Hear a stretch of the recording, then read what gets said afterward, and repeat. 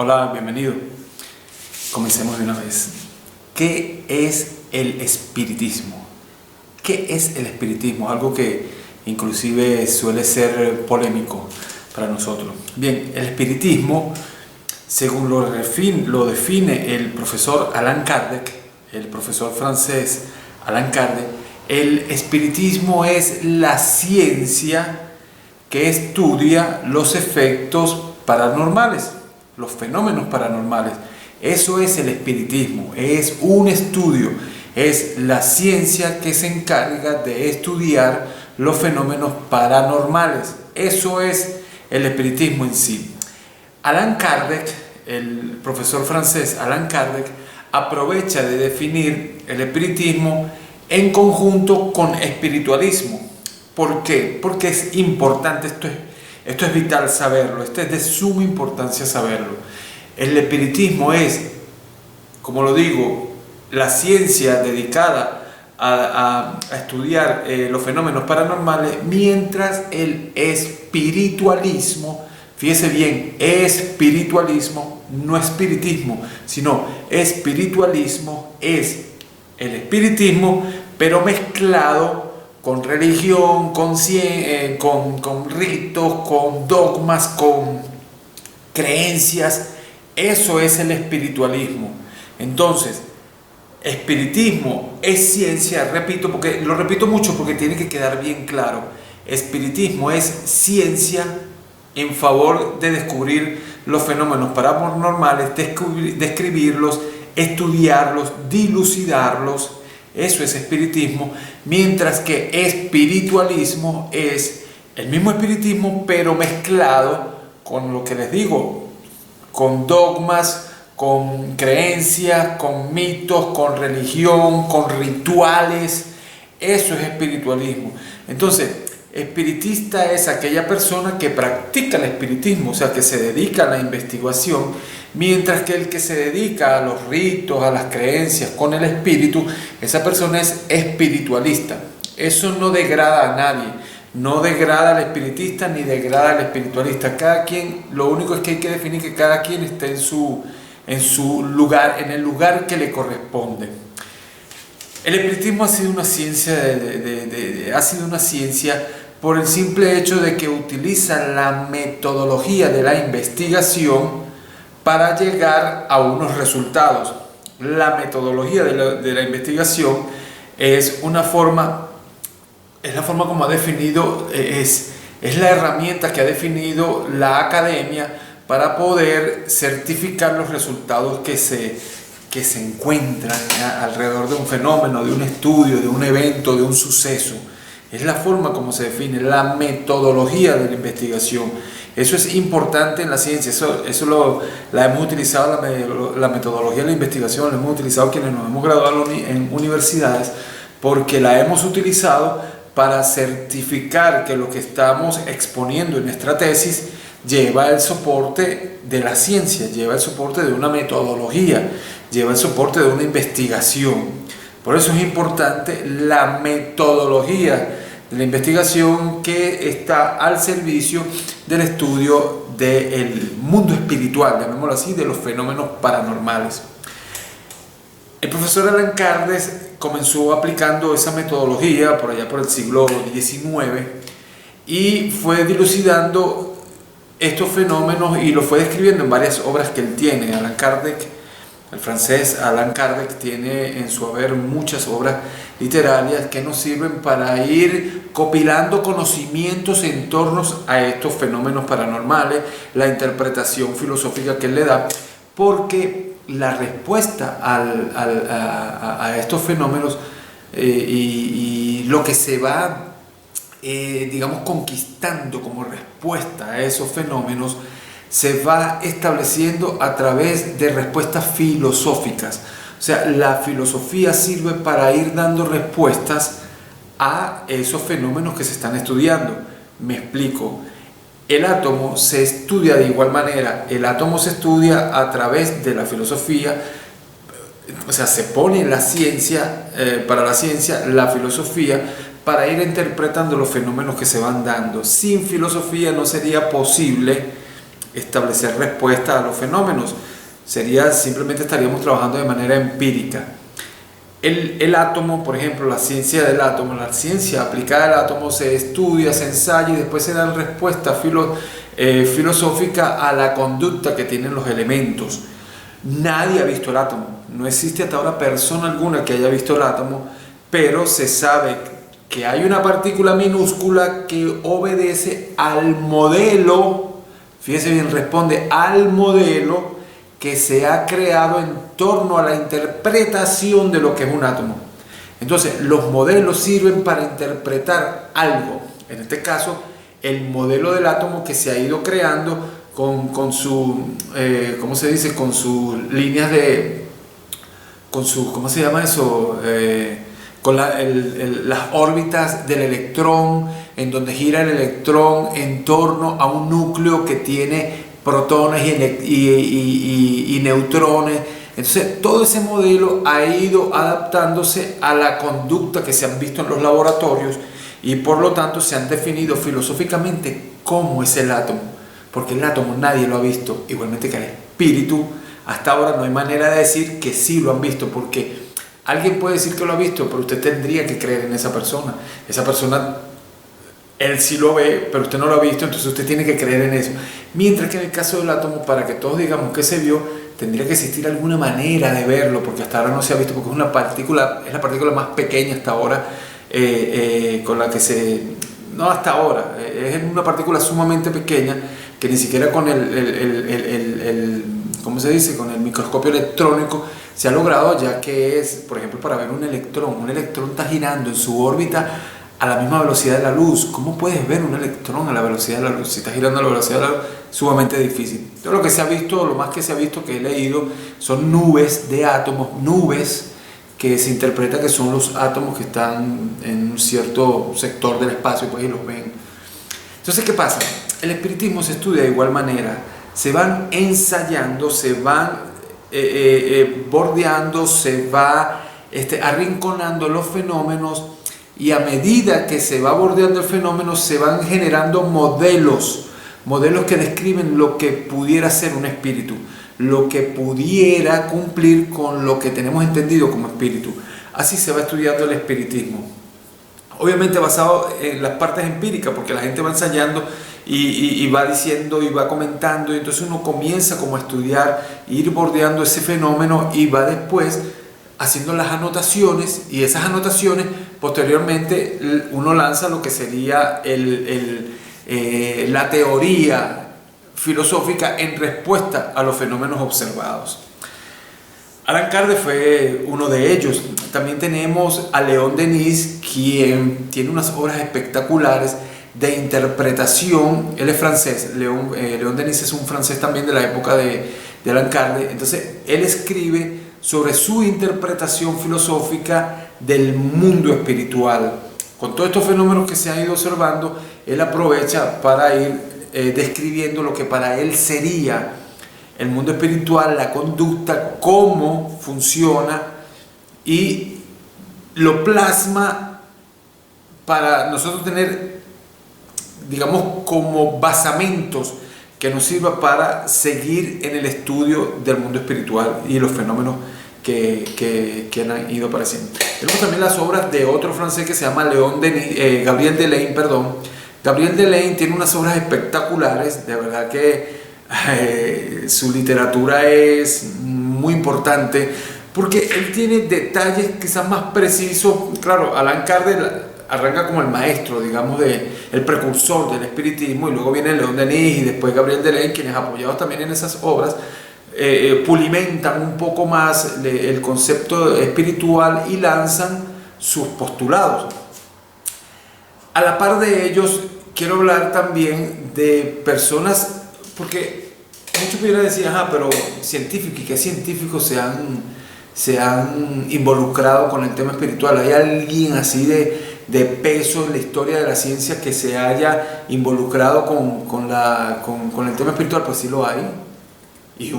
Y hay personalidades, no voy a nombrarlas todas porque si no voy a pasarme todo el video nombrándolo, pero sí hay personalidades que ayudan a darle peso específico a las investigaciones que se han hecho en torno al mundo espiritual.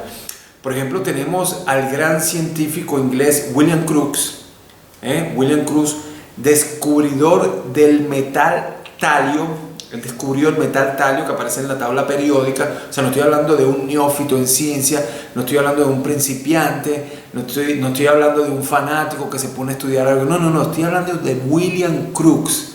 Búsquelo, William Crookes, un científico respetable. Fue miembro inclusive de la sociedad, de la Royal Society de Inglaterra, de la Sociedad Real de Inglaterra, como científico, premio Nobel. O sea, no estoy hablando de una persona caída de la mata, como se dice coloquialmente. No estamos hablando de una persona que tiene mucho peso. Él participó en estudios científicos, inclusive de fotográficos, en donde hubo materialización de una medium que permitió, a través de algo que se llama ectoplasma. Usted puede buscarlo porque no pienso extenderme aquí mucho. Busque lo que es materialización del ectoplasma. Él se tomó fotos con una medium que ella, al aportar ectoplasma, el espíritu podía cubrirse con ese ectoplasma y materializarse a la vista. Si eso es verdad o mentira, yo no sé, porque yo no estaba ahí, obviamente, pero todo pareciera decir, con la figura que estaba al lado de ese fenómeno, porque William Crookes aparece en las fotos para darle credibilidad al fenómeno. Usted me dirá si una persona con esa credibilidad, con esa etiqueta social que tiene, de ser miembro de nada más y nada menos que de la Real Sociedad Científica de Inglaterra, usted me dirá si se va a prestar para una charlatanería de esa altura. Eso no quiere decir que yo avale el fenómeno. Lo que quiero decir es que nada más y nada menos quienes sí está avalando ese fenómeno es William Crookes, y están las fotos. Lo que pasa es que, claro, son fotos del siglo XIX, estudiarlas ahorita es un poco complicado, me imagino, o no sé si la tecnología ya lo permitirá. Entonces William Crookes fue dilucidando cada uno de esos fenómenos que él presenció. Al final de su carrera él se dedicó solamente al espiritismo. También tenemos al físico Oliver Lodge. Oliver Lodge también, y escritor, se destacó dentro del estudio del espiritismo. Estamos hablando de un físico, no estamos hablando de alguien que cae de una nube y empieza a direccionar. No es un neófito, como digo, no es un principiante, es un físico destacado. De hecho tiene el título real de Sir, o sea, SIR, le dan esa categoría porque fue un físico muy importante de la sociedad británica, así como lo fue Alfred Russel Wallace, quien fue el par de Darwin. ¿Se acuerdan de la teoría de la evolución de Darwin? Bueno, Alfred Russel Wallace también tenía su teoría, y eran como los pares que estaban en ese momento desarrollando la teoría progresiva, pues la teoría de la evolución de la raza humana y de los animales. Entonces, no estamos hablando de personas que llegan por azar a estudiar el espiritismo. Son personas que tienen mucho peso académico, mucho peso científico, personas que, oye, créanme que para engañarlas hay que darlo, ¿no? Porque no son personas, vuelvo y lo repito porque quiero de verdad hacer énfasis, no, pues son personas nuevas, no son personas que tenían una idea fija ahí, déjame buscar esto. No, son personas que fueron dilucidando, personas que estudiaron, son personas serias, son personas que tienen un respaldo moral, son personas que tienen ante la sociedad una responsabilidad, que yo no creo que vayan a estar avalando fenómenos que no hay manera de hacerlo. También tenemos, por ejemplo, al astrónomo francés Camilo Flammarion, quien también, él era muy acucioso. Camilo Flammarion era muy acucioso. Él inclusive en esa época, como era, a ver, las casas tenían muchas cortinas, entonces al momento de presenciar los fenómenos, él siempre trataba de buscar si había alguien escondido entre las puertas, entre las cortinas, porque si no, para sacarlo de ahí, pues él era muy acucioso. También está, no sé si han oído hablar de Arthur Conan Doyle. Arthur Conan Doyle es el creador del personaje Sherlock Holmes. ¿Se acuerdan? Aquel detective británico que trabaja con su adorado Watson, mi querido Watson, que le decía. Bueno, digamos, al final de de su época. Él se dedicó a estudiar el espiritismo, fue una persona, él escribió unas obras importantes sobre espiritismo. Es bueno buscarlas para que usted se dé cuenta de la calidad de las escrituras de este señor, el británico Arthur Conan Doyle, quien era era amigo, muy amigo, y estudiaban juntos. Ellos participaron mucho en sesiones mediúmnicas, en sesiones espirituales. Él era amigo de Harry Houdini, el escapista, el famoso escapista Harry Houdini.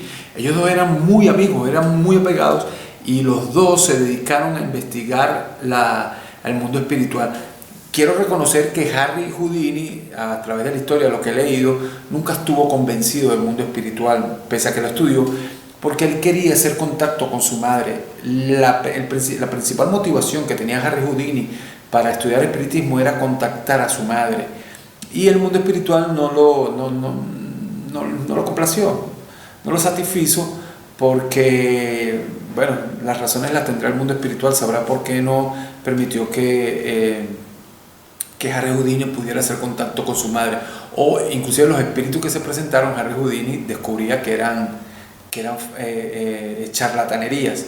El mundo espiritual se presta para muchos charlatanes, para muchos embauques, para muchas falsedades.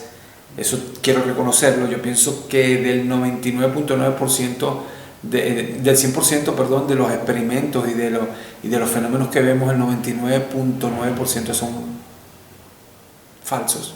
O son falsos, o son mal montados, o son malas interpretaciones, pero en sí la verdad sobre el espiritismo, yo pienso que yace en un 0.01% de veracidad. Mi punto de vista, el 0.1% son veraces. Por eso es que es tan delicado el espiritismo. Estudiarlo no es fácil, es complejo, es bien complejo estudiar el espiritismo. Entonces, tenemos, digamos, estos científicos que han ido colaborando, y por otra parte tenemos el mundo médico, llamémoslo así, los doctores en psicología, en sociología, que también se han dedicado a esta rama.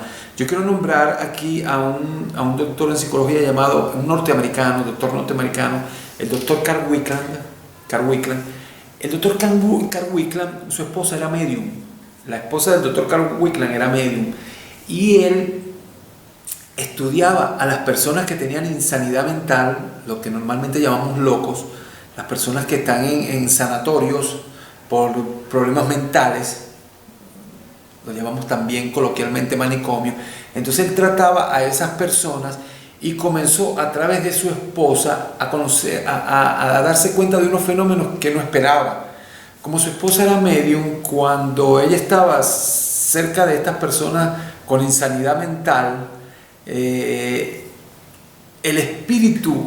habían espíritus que se pasaban de esa persona con insanidad mental, se pasaba al cuerpo de la medium, de la esposa del doctor Carl Wickland, y el doctor Carl Wickland empezaba a hablar con ese espíritu que estaba pegado a la persona que tenía insanidad mental. Entonces, ¿qué pasa? El doctor Carl Wickland se dio cuenta que lo que padecía el paciente, valga la redundancia, era efecto de una influencia que el espíritu ejercía sobre esa persona. Por ejemplo, si la persona caminaba como cojeando, sin tener ningún defecto físico para cojear, entonces el espíritu que iba hacia la esposa y por el cual podía Carl Wickland comunicarse, o sea, el doctor Carl Wickland hablaba con su esposa, pero no era su esposa, era el espíritu de la persona enferma. Él podía hablar con ese espíritu y se daba cuenta que ese espíritu era quien cojeaba, y él influenciaba a la persona facultada, porque tienes que tener una sensibilidad o una facultad, le influenciaba esa carencia, esa discapacidad que tenía el espíritu cuando falleció, y la persona lo vivía. La persona vivía esa deficiencia, esa discapacidad, sin tener discapacidad motora.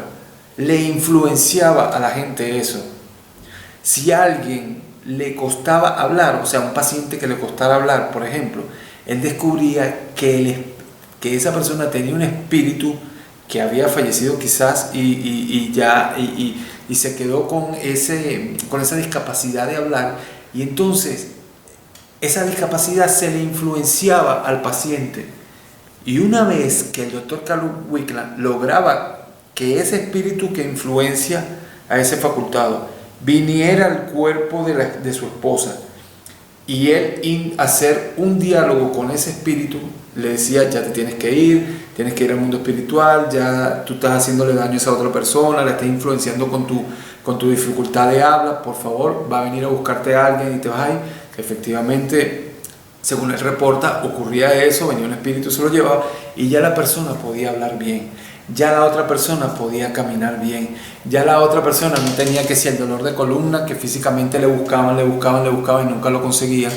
Los médicos, ensayando a ver qué problema. No, porque yo tengo un problema de columna, porque yo tengo este problema, yo tengo aquel. Entonces los médicos indagaban en la parte física y nunca encontraban en el organismo de la persona un daño, pero la persona lo padecía. La persona padecía un dolor aquí, un dolor, le hacían placas, le hacían exámenes y todo, y no encontraban el dolor. Llegaba el doctor Carl Wickland, le hacía el estudio espiritual, el espíritu pasaba a la esposa, que es una medium, él hablaba con el espíritu le contaba que él murió porque le cayó un ladrillo aquí, por decir algo, le pegó en la cabeza y luego le pegó aquí. Entonces, estoy poniendo un ejemplo ahorita, ¿no? Porque usted puede leer esos casos en el libro, en la obra del doctor Carl Wickland, que se llama 30 años entre los muertos, o en inglés es 30 Years Among the Dead. 30 Years Among the Dead. Entonces, si usted busca ese libro, se lo puede bajar por internet, usted va a encontrar ahí esos reportes que hace el doctor Carl Wickland. Ya por ahí comenzamos a tener un poco más de soporte bajo la metodología que utilizaba el doctor Carl Wickland.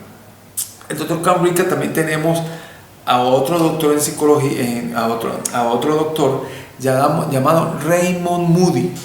Raymond Moody escribió un libro llamado Vida después de la vida. ¿Por qué Raymond Moody escribió el libro Vida después de la vida? Es bien sencillo. Raymond Moody, el doctor Raymond Moody descubrió que las personas que vivían un ECM,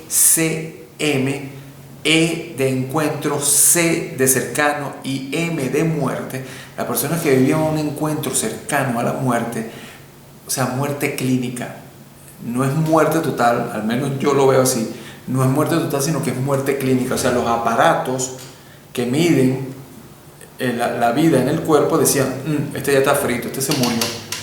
Bueno, cuando los aparatos decían: este ya se murió, las personas a los minutos regresaban a su cuerpo, regresaban a la vida, perdón, es lo que quiero decir, regresaban a la vida y comenzaban a relatar qué habían vivido mientras su cuerpo estaba en un periodo de muerte clínica. Las personas llegaban a decir inclusive intimidades de quienes estaban en el quirófano alrededor de él, y de repente atendían un teléfono, una llamada, o leían un papelito o algo. Le decía: tú estabas leyendo, yo vi cuando tú estabas leyendo un papelito, yo vi que fuiste a leer, porque yo estaba arriba flotando y te vi. Yo vi que tú le dijiste esto a esta enfermera. Yo vi que tú saliste aquí al pasillo y saliste y te viste con una persona que estaba vestida de amarillo y tenía. Entonces le da muchos detalles a quienes estaban en el quirófano, y que era muy difícil para un cuerpo que está tirado en la cama dilucidar qué pasaba fuera, inclusive del quirófano, pero la persona lo decía. Y vi, doctor, cuando usted le dijo a su asistente que bueno, que aquí vamos a operar de esta manera y de aquella, entonces los doctores se quedan en shock, porque dicen: pero tú estabas dormido, ¿cómo pudiste tú? Además ya estabas muerto, ¿cómo es posible que tú hayas escuchado todo eso? También las personas aprovechan de relatar y dicen: no, pero es que cuando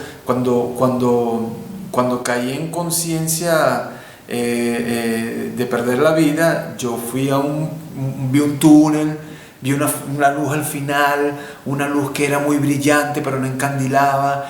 Yo vi a mi abuelo, vi a mi tío, y vi una vecina. Pero lo que me extraña es que la vecina no está muerta, pero ella estaba ahí.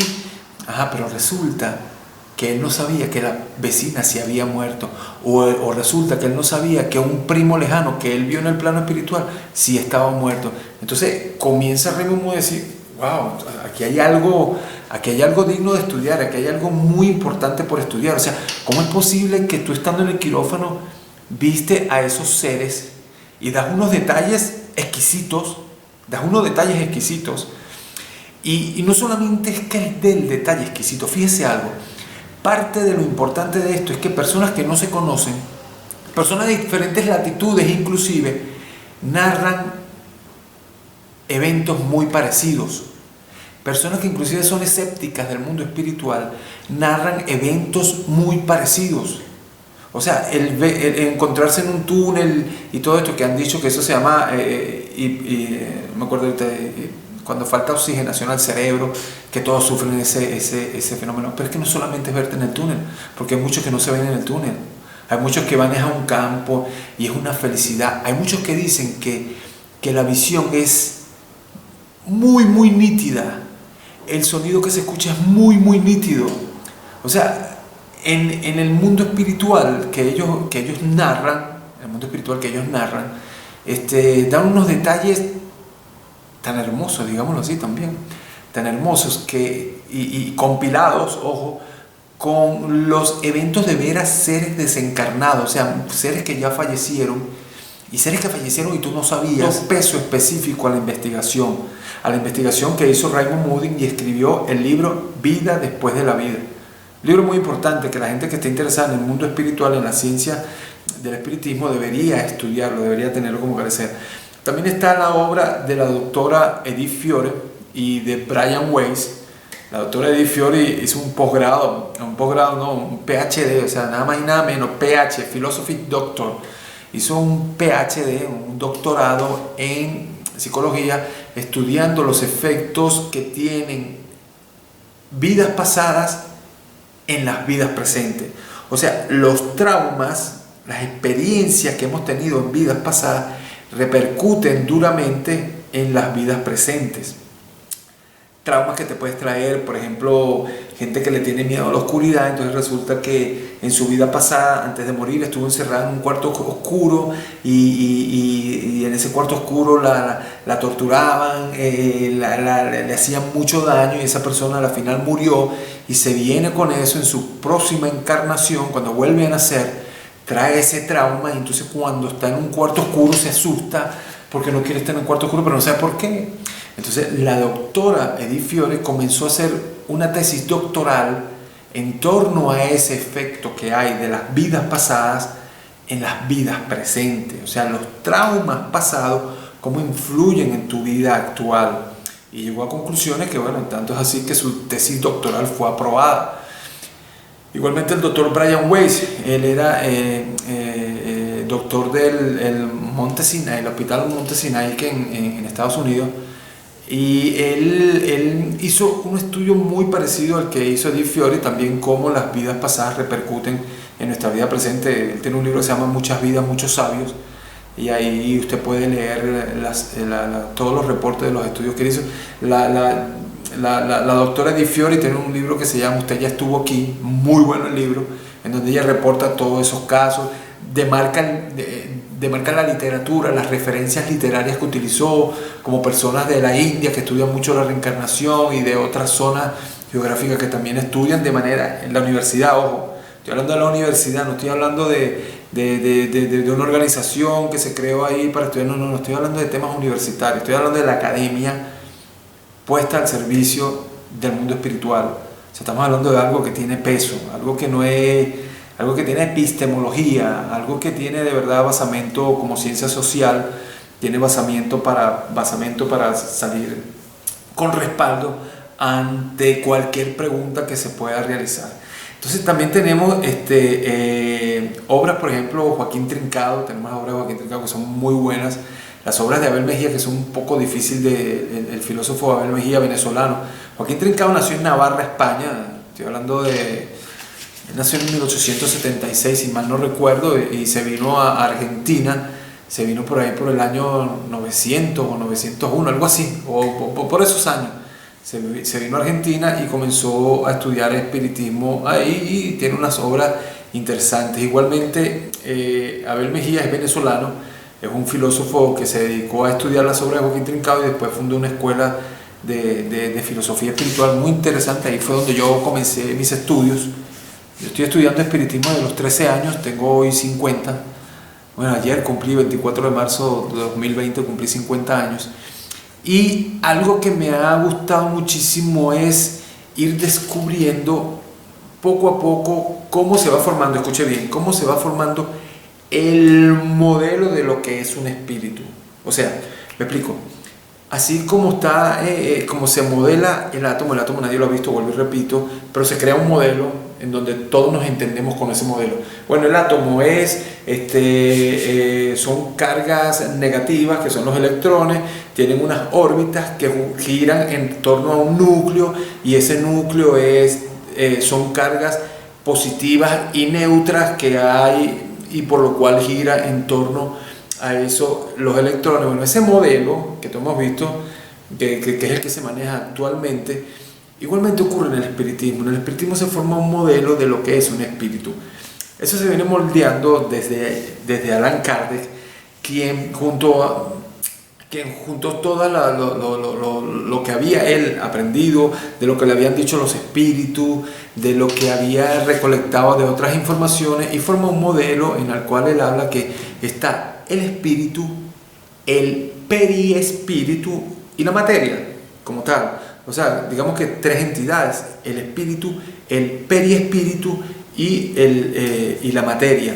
Entonces, él habla inclusive, igual lo habla León Denis y Gabriel Deleuze, que el espíritu es la entidad, digamos, inteligente, la energía como tal. La energía como tal, ese es el espíritu, el verdadero yo, el ego, la conciencia, la mente, eso es el espíritu. Mientras que el periespíritu es algo que es ya como materia, ya no es energía, sino que es materia, algo material. Pero material como la carne, no es tan así. Ellos lo definen como una materia quinta esencial, o sea, muy refinada. Es una materia muy sutil, tan sutil que no la podemos ver. No podemos ver esa materia porque es muy sutil, pero esa materia es la que le sirve de vestido al espíritu. Esa es la materia que posee el espíritu para poder tener contacto con el exterior. El espíritu, a través de esa materia, puede inclusive tomar al cuerpo, al que encarna. Por ejemplo, este cuerpo, para mi espíritu poder haberlo tomado, utilizó al periespíritu, que después lo vamos a definir de otra forma, al periespíritu para poder conectarse. Entonces, está el espíritu, el periespíritu y el cuerpo. Pero esto es la definición del siglo XIX y entrando el siglo XX, porque ahora hay otras definiciones que a mí me parecen que son mejores. Viene Allan Kardec junto a León Denis, junto a Gabriel Deleuze y otros autores más, y definen eso: espíritu, perispíritu y cuerpo. Luego viene Joaquín Trincado y ya define espíritu, alma y cuerpo. Esa definición me gusta más y mantiene digamos, esa misma concepción del espíritu, el alma y el cuerpo. El espíritu es la entidad inteligente, la inteligencia, la verdadera, el verdadero yo, el verdadero ego, la conciencia, la mente. Eso es el espíritu, eso es el espíritu. El alma es esa materia quinta esencial, que es quien se utiliza para poder unir el alma, el cuerpo y el espíritu. Me explico. El alma, como lo digo, que lo llaman perispíritu inicialmente, el alma es quien ayuda al espíritu a tomar el cuerpo, a tener contacto con lo exterior en el universo. Entonces, tendríamos espíritu, alma y cuerpo. Esta materia viene ahora Abel Mejía, el filósofo venezolano, y vuelve a definir espíritu con 5 atributos. 5 atributos le pone al espíritu, o le define al espíritu 5 facultades al alma. Ya él dice que el alma tiene 5 facultades, como por ejemplo una de ellas que es elasticidad, y que, que la gente dice que es el cordón de plata, porque los videntes pueden verla como un cordón de plata cuando se estira. El alma, que es elástica, ¿okay? Que tiene la facultad también de archivar las encarnaciones pasadas o las vidas pasadas. Él habla de 5 facultades. Y está el cuerpo, que tiene los 5 sentidos. Entonces, cada vez se va redefiniendo aún más, o se va haciendo más específico en torno a lo que es el modelo que conforma aquello que llamamos espíritu, que es el espíritu. Y por eso es que se ha llegado a establecer ya con mayor precisión qué es un espíritu.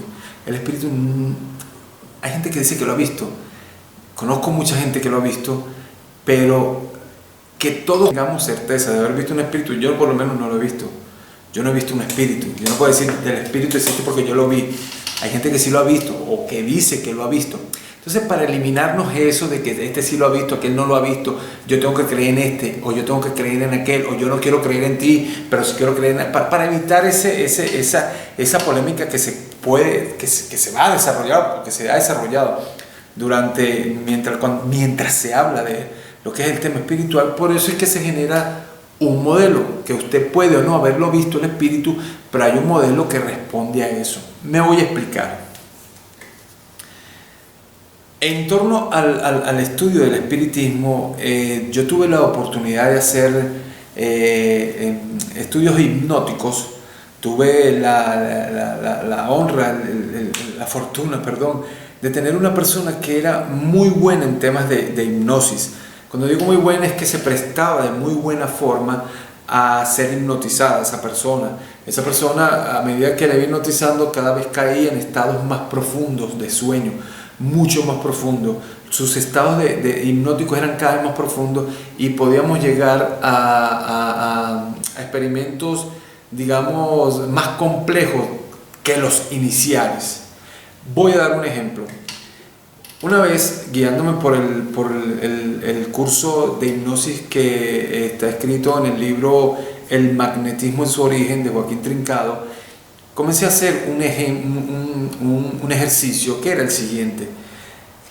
Le pedí a mi madre que escribiera una carta, la doblara y la metiera en alguno de los muebles, debajo de uno de los cojines de los muebles de la casa. Mi madre escribió la carta, yo no supe qué escribió. Ella escribió la carta, la dobló y la metió en uno de los muebles de la casa, de la sala, en la sala de la casa. Posteriormente yo llamo a la persona con la cual hacía los experimentos hipnóticos. La persona sube a la casa, vamos a la habitación y en la habitación comienzo el proceso hipnótico, duermo a la persona, cae en un estado hipnótico profundo y comienzo a estudiarlo, ¿no? Entonces le digo, necesito que vayas a la sala de la casa, necesito que busques una carta. La persona me dice, ya estoy en la sala. Yo le digo, ok, busca la carta. La persona encuentra la carta después de un tiempito, no fue tan rápido que la encontró. Encontró la carta, me dice, encontré la carta. Ok, ahora lee la carta. Le costó, pero a la final la leyó. Le tomó tiempo leerla, pero a la final la leyó. Posterior a que la lee, yo le digo, ok, dime qué dice la carta. La persona me dice una sola frase. Yo dentro de mí digo, no es posible que la carta sea nada más una frase. Bueno, terminó la sesión, desperté a la persona, la saqué del trance hipnótico, voy a la sala, busco la carta, la traigo a la habitación, la abro y son 12 líneas escritas. No una frase, eran 12 líneas que había escrito mi madre en esa carta. ¿Qué pasó? Una vez que yo leo la carta, me doy cuenta que la frase que la persona hipnotizada me dio es un resumen de las 12 líneas. O sea, la persona tuvo la capacidad de, estando su cuerpo presente en la habitación, sin su cuerpo se quedó conmigo, ir hasta la sala, leerla, encontrar la carta, leerla, interpretarla y resumirla. Entonces, fíjense bien, no se pierdan, fíjense bien. Entonces, ¿qué fue hasta allá? Leyó la carta, la interpretó y me dio un resumen de ella. Lo que va hasta allá cumple con el modelo de lo que es un espíritu. O sea, para nosotros lo que se ha definido como espíritu cumple con eso que ese experimento que les acabo de contar. Lo digo así porque quiero cumplir con los parámetros científicos. No puedo asegurar que sea el espíritu, pero sí puedo asegurar que cumple con el modelo de lo que se ha descrito como un espíritu. Maulla, tiene cola, 4 patas, es un gato. ¿Sí me explico? Entonces, eso es el espiritismo. El espiritismo, le voy a decir algo, el espiritismo es muy complejo. Yo siempre lo digo, 99% de los casos no los acepto, yo acepto el 0.1%. En el espiritismo está envuelto mucho la subjetividad.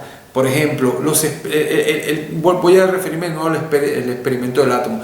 El átomo es objetivo, el átomo tiene una conducta igual si las condiciones son las mismas. El espíritu no siempre se conduce igual, pese a que las condiciones sean siempre las mismas. ¿Por qué? Porque hay un elemento importante que es libre albedrío. El espíritu tiene libre albedrío, el átomo no. El átomo está fijo a la ley de la naturaleza, el espíritu no, el espíritu es libre de actuar. Entonces un espíritu te puede engañar, un espíritu te puede actuar de una manera hoy, de otra forma mañana, dependerá del ánimo que tenga. ¿Me entiendes? Todo eso confluye en que estudiar el espiritismo sea más complejo que el átomo. El átomo, si siempre lo pones en una misma condición, lo estudias aquí en China, en Singapur, en África, en Norteamérica, donde tú lo estudies siempre va a ser el mismo si le conservas las condiciones.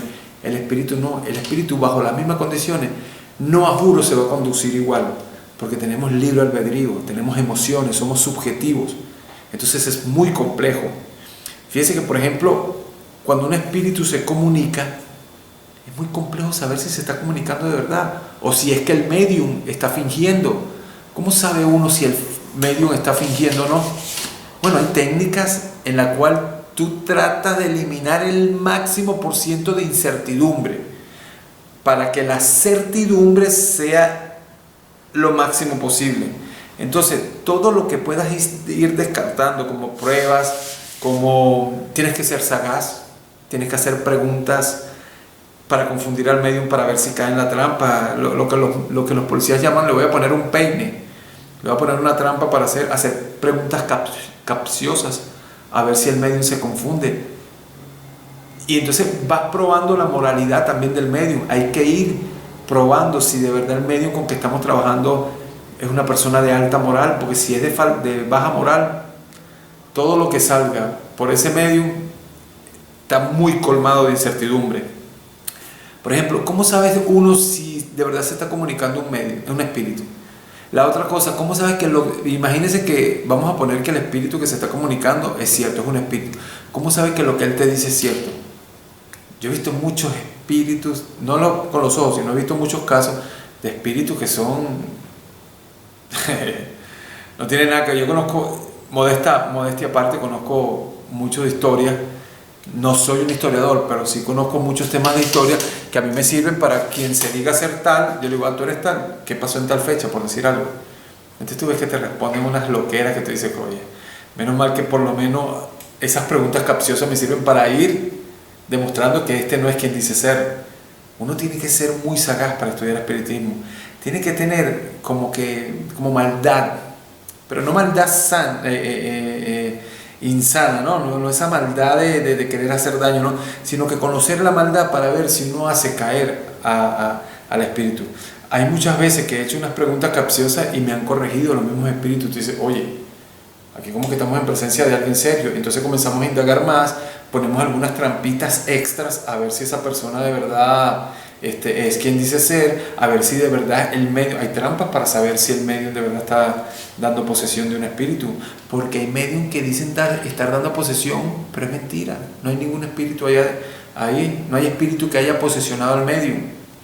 Entonces a veces se utilizan videntes, personas que tienen la facultad de ver, personas que tienen la facultad de oír, y entonces también te apoyas con ellos, como hacía un científico. Él ponía a un medium en una sala y ponía a otro medium en otra sala y no se comunicaban. Entonces él le decía al espíritu de esta sala, decía, lo que me digas aquí me lo vas a repetir allá. Entonces él aquí le decía algo y después tenía que repetirlo aquí. Son métodos que se van utilizando para irle dando certidumbre a la investigación, para darle peso epistémico a través de la metodología de la investigación. Eso es espiritismo. Eso es darle connotación científica a un estudio, al fenómeno paranormal. Ahora, ¿qué le pido yo a usted? Sea sagaz, no crea en todo lo que le dicen. Yo creo que el 0.1% es real, lo demás es descartable. Ahora usted dirá, bueno, pero si el 99.9% es mentira, entonces, ¿cómo hace uno para seleccionar el 0.1%? Es que de ese 99.9%, el 90% son tan evidentes que usted los descarta de una vez. Entonces ya le queda un 10%. De ese 10%, ya como usted ya está más dado dentro de lo que es el estudio del espiritismo, ya puede descortar con facilidad un 5%. Entonces le queda ese otro 5% y ahí un 4.9%. Bueno, hay unas técnicas que uno va refinando y uno va diciendo, bueno, esto sí, esto no. Y aparte que no siempre es que sean descartables del todo. Hay ciertas cositas que dicen que usted, por ejemplo, de una comunicación, usted pudiera asumir fácil un 50% de personas creíbles, ¿no? De personas de alta moral. Usted pudiera creer o pudiera tomar como cierto para su investigación, para sus reportes, para sus anotaciones, un 50%. Pero un 50% aquí, un 50% allá, un 25% por aquí, un 30% por acá, un 40% por allá. Entonces de repente ya usted va llegando, no es sumar de manera algebraica, no. De repente usted va acumulando tanto conocimiento como para ya llegar a un 70% de fiabilidad en el estudio de un fenómeno X. De un fenómeno X porque lo estudió con este medio, con aquel medio, el reporte de otro libro, una obra de un autor. Entonces usted va compilando toda esa información y se va formando un modelo de respuesta a lo que usted está investigando. Entonces, filosóficamente ya usted puede dar una respuesta. Entonces, ¿qué pasa? Una vez que vamos teniendo esos reportes, por ejemplo, los ESM, de los que le estoy hablando, que lo voy a hablar después, más adelante, voy a hacer otros videos para reportar ESM, quiero hablar también de suicidio, quiero hablar de eutanasia, quiero hablar de reencarnación, quiero hablar de muchas cosas en torno al tema espiritual, pero videos que van a venir más adelante. Entonces, eso que usted está observando, eso que usted está viendo, es lo que va a permitir que sus anotaciones usted vaya alcanzando una conclusión. Y esa conclusión usted la deposita en un modelo que presenta a la sociedad. Esto es lo que yo interpreto como espíritu. ¿Existe o no el mundo espiritual? Mi convencimiento propio, yo no tengo cómo demostrarlo, pero yo pienso que sí, porque ya los fenómenos y los modelos que se han creado en torno al mundo espiritual no es que así lo demuestran, sino que le dan ese peso de veracidad que tiene el concepto del mundo espiritual. El mundo espiritual está inundado de fenómenos, muchos fenómenos, que nos dicen que el mundo espiritual existe. De hecho, si el mundo espiritual no existiese, no tendría sentido la vida, no vivir lo moral. Por ejemplo, la reencarnación es un hecho que avala lo moral, y lo voy a repetir en mi video de reencarnación. La reencarnación es lo único que justifica lo moral. O sea, la moral, si no hay reencarnación, no se justifica. Viva su vida como le da la gana. Usted quiere robar, robe. Usted quiere mentir, mienta. Usted quiere hacerse rico sin trabajar, hágalo. Total, usted cuando se muera se acabó. Pero como no es así la vida, y eso lo voy a explicar bien en la reencarnación, en el tema de la reencarnación, entonces lo moral se justifica por la reencarnación.